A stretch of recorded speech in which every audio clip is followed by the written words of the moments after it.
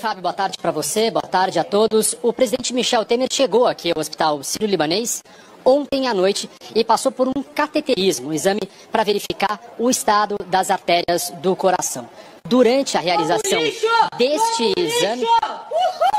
Só um minutinho, vou esperar. Peço desculpa a todos.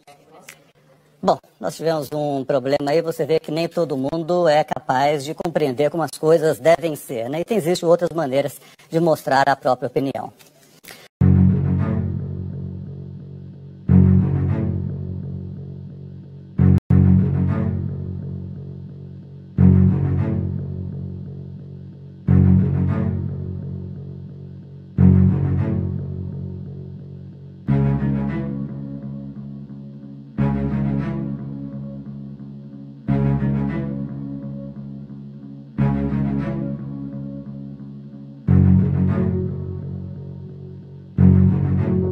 No dia da morte da vereadora Marielle Franco e do motorista Anderson Gomes, o então deputado Jair Bolsonaro passou o dia em Brasília e teve uma agenda movimentada registrada em documentos, vídeos e depoimentos. Este vídeo mostra o momento em que o então deputado federal Jair Bolsonaro desembarca em Brasília, no dia 13 de março. Um dia antes do assassinato da vereadora Marielle Franco. No dia seguinte, 14 de março, o parlamentar recebe vários apoiadores em seu gabinete, no anexo 3 da Câmara dos Deputados. O registro eletrônico do plenário da Câmara também aponta a presença do deputado votando em 2 sessões. Era quarta-feira, dia tipicamente movimentado na Câmara dos Deputados. Segundo assessores que acompanhavam Bolsonaro naquela época, ele passou boa parte do tempo aqui neste gabinete de número 482. Em seguida, ele foi para um jantar. As fotos mostram Bolsonaro acompanhado de assessores, do filho Eduardo Bolsonaro e do ex-deputado Manato. Eduardo conta que foi no jantar que souberam da morte da vereadora. Inclusive, a própria ex-assessora do deputado Manato estava me relembrando, né?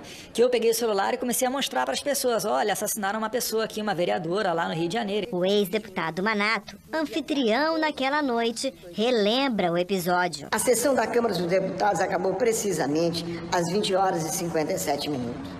Eu, Jair Bolsonaro, Eduardo Bolsonaro, fomos para minha casa jantar, pois naquele dia nós fomos conversar, eu, o presidente Eduardo, a minha filiação ao PSL. Eduardo acredita que há um esforço mútuo para atingir o presidente da República. Para mim, sim. Trata-se de uma guerra quase que pessoal contra o presidente Jair Bolsonaro, perpetrada pela Globo, porque não é a primeira vez.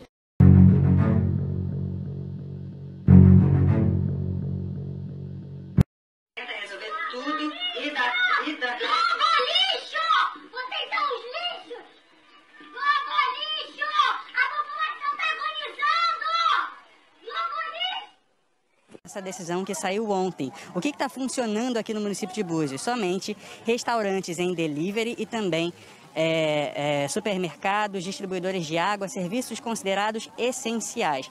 Esse foi um pedido da Defensoria Pública à Justiça, porque na última semana foram 453 casos confirmados de Covid-19 no município de Búzios. Vocês fazem parte desse sistema que quer acabar com...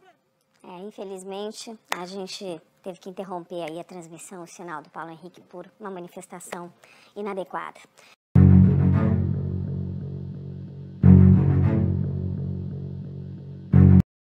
Bom, o presidente Jair Bolsonaro chegou neste domingo a Israel para uma visita oficial de 4 dias. O presidente Jair Bolsonaro chegou hoje a Israel para uma visita oficial de 4 dias ao país. Jair Bolsonaro foi recebido no aeroporto pelo primeiro-ministro Benjamin Netanyahu, que em 10 anos no poder só repetiu o gesto a outros 4 chefes de Estado. No discurso de boas-vindas, Netanyahu elogiou o presidente brasileiro e chamou Bolsonaro de amigo. O presidente agradeceu o anfitrião e fez uma declaração em hebraico. Na chegada ao hotel, Bolsonaro parou numa longa fila de militares e civis que o esperavam e cumprimentou um por um. Ao mesmo tempo em que recebe Bolsonaro, o primeiro-ministro israelense enfrenta acusações de corrupção e tenta ganhar um novo mandato em eleições que foram antecipadas. Segundo analistas políticos, a antecipação foi para evitar que a imagem do primeiro-ministro fosse afetada pelas explicações que ele ainda vai ter que dar sobre suposta troca de favores com empresários. A imprensa israelense afirma que Netanyahu está usando Bolsonaro como um trunfo para conquistar votos a pouco mais de uma semana das eleições. Mais tarde, Jair Bolsonaro conversou com Benjamin Netanyahu no gabinete do primeiro-ministro, onde assinaram 6 acordos bilaterais nas áreas de segurança pública, saúde, ciência e tecnologia, defesa e segurança cibernética.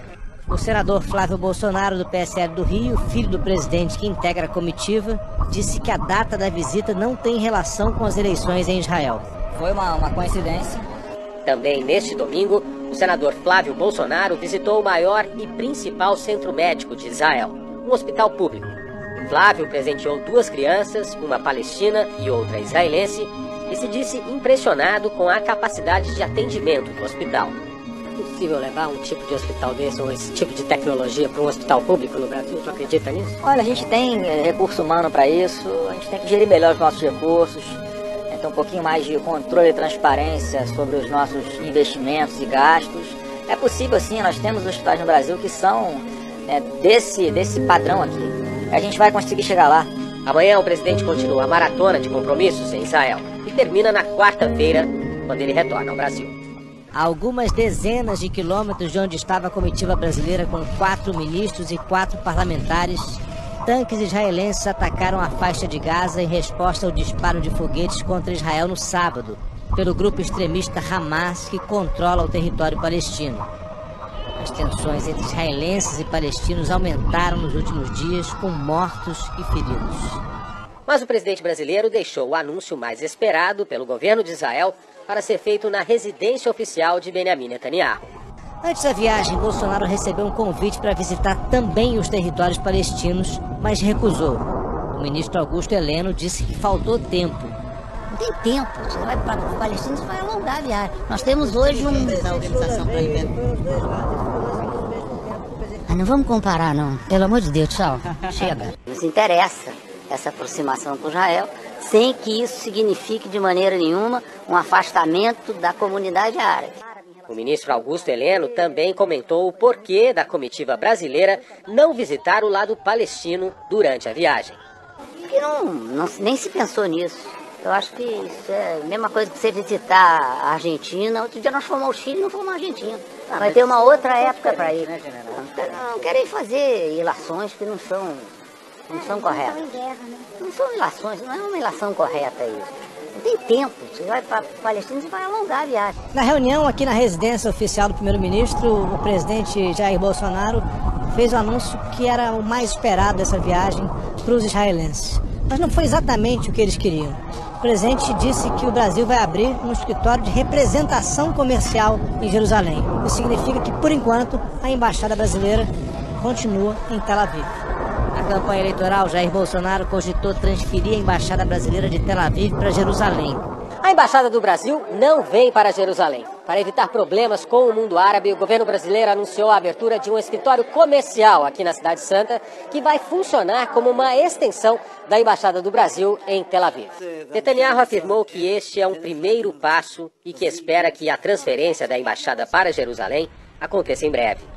A autoridade palestina condenou de forma veemente a decisão do Brasil de abrir um escritório em Jerusalém e afirmou que vai chamar para consultas o embaixador palestino no Brasil. Segundo o jornal Jerusalém Post, o Ministério das Relações Exteriores da Autoridade Palestina afirmou que o novo posto brasileiro é uma violação flagrante da legitimidade de resoluções internacionais e uma agressão direta ao povo palestino e aos seus direitos. O Ministério também declarou que a decisão brasileira é uma resposta à pressão americana e israelense que tem como objetivo perpetuar a ocupação e os assentamentos judaicos na Jerusalém ocupada. Ainda segundo o Jerusalém Post, a autoridade palestina está consultando países árabes para determinar e unificar uma posição sobre o assunto.